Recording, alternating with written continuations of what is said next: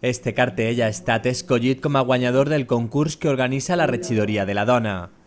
És de Matilde Benlloc Crespo, un món encadenat que s'obre amb la clau del símbol de la dona. El jurat ha triat esta imatge entre totes les que han participat del concurs per representar el Dia de la Dona. L'elecció del cartell s'ha fet entre diferents associacions i tècnics de l'Ajuntament. Són les ames de casa Tirius, Amamanta, el tècnic de comunicació del consistori i la regidora de la Dona.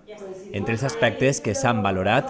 Ha mirat en un principi també el significat i els colors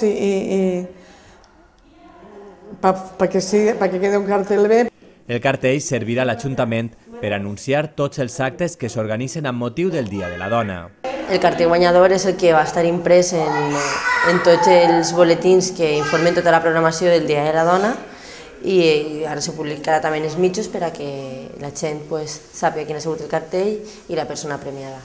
Este altre cartell ha estat el segon classificat. L'ha fet Sònia Cervera. Al concurs de cartells del Dia de la Dona d'enguany s'han presentat 21 il·lustracions. Des de l'Ajuntament s'ha assegurat que amb este concurs es vol promoure en imatges la igualtat de gènere. Hi ha molts participants, gent del poble i gent de fora que ha volgut participar en aquest dia perquè al final l'objectiu del Dia de la Dona és aconseguir la plena igualtat i que en tot el món al final, poquet a poquet, se'n vagin desfent tots els símbols que potser tota la vida ha tingut la dona i al final, com bé diuen quasi tots els cartells, aconseguir la plena igualtat entre homes i dones. Els premis són de 300 euros en un xec de compra local per al primer i de 150 per al segon classificat.